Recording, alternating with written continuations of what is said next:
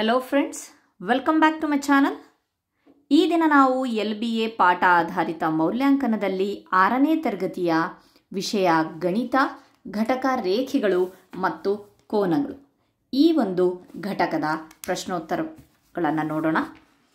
ತರಗತಿ 6 ವಿಷಯ ಗಣಿತ, ಗರಿಷ್ಠ ಅಂಕಗಳು 25.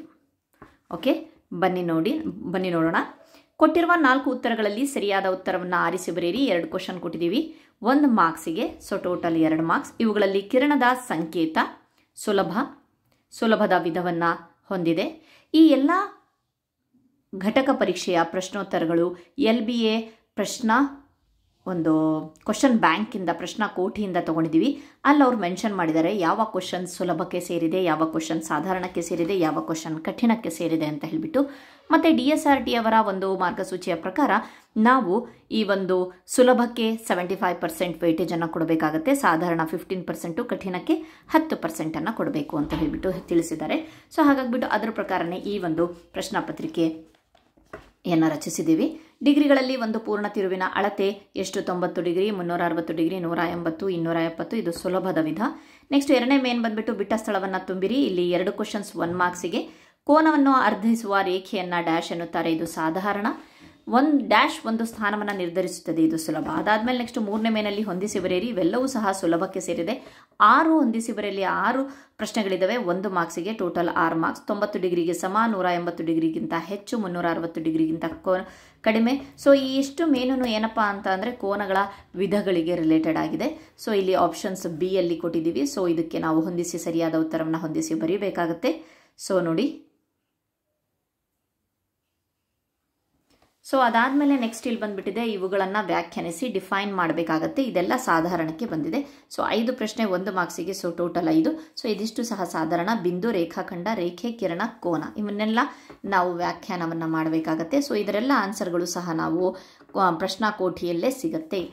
ನೆಕ್ಸ್ಟ್ ಬರೋಣ. ಕೋನ ಮಾಪಕದ ಸಹಾಯದಿಂದ ಕೆಳಗೆ ಸೂಚಿಸುವ ಅಳತೆಯ ಕೋನವನ್ನು ರಚಿಸಿ ಅಂತ ಹೇಳಿಬಿಟ್ಟು 1 ಪ್ರಶ್ನೆ 2 ಮಾರ್ಕ್ಸ್ಗೆ. ಇದು ಕಠಿಣ ಒಂದು ವಿಧಕ್ಕೆ ಸೇರಿದೆ. ಟೋಟಲ್ 2 ಮಾರ್ಕ್ಸ್, 120 ಡಿಗ್ರಿಯನ್ನು ಕೋನ ಮಾಪಕದ ಸಹಾಯದಿಂದ ಅಳಿಬೇಕಂತೆ. ನೆಕ್ಸ್ಟ್ ಕೆಳಗಿನ ಸಮಸ್ಯೆಯನ್ನು ಬಿಡಿಸಿರಿ. ಇಲ್ಲಿ ಟೋಟಲ್ 1 ಕ್ವಶನ್ ಇದೆ, 3 ಮಾರ್ಕ್ಸಿಗೆ. ಇದು ಸಹ ಕಠಿಣಕ್ಕೆ ಸೇರಿದೆ. ಕೆಳಗಿನ ಸಮಸ್ಯೆಗಳನ್ನು ಬಿಡಿಸಿ ಕೆಳಗಿನ ಹೇಳಿಕೆಗಳನ್ನು ವಿವರಿಸಲು ಕರಡು ಚಿತ್ರವನ್ನು ಬರೆಸಿ. ಇಲ್ಲಿ ಕೆಲವು ಹೇಳಿಕೆಗಳನ್ನು ಕೊಟ್ಟಿದ್ದಾರೆ, ಅದನ್ನು ಚಿತ್ರದ ಮೂಲಕ ತೋರಿಸಬೇಕಾಗತ್ತೆ. AB ಮತ್ತು BCಗಳು B ಬಿಂದುವಿನಲ್ಲಿ ಆರಂಭವಾಗುತ್ತದೆ. EF ಮತ್ತು CDಗಳು Oನಲ್ಲಿ ಛೇದಿಸುತ್ತವೆ. P ಮತ್ತು Q ಬಿಂದುಗಳು MN ಸರಳ ರೇಖೆಯ ಮೇಲಿದೆ.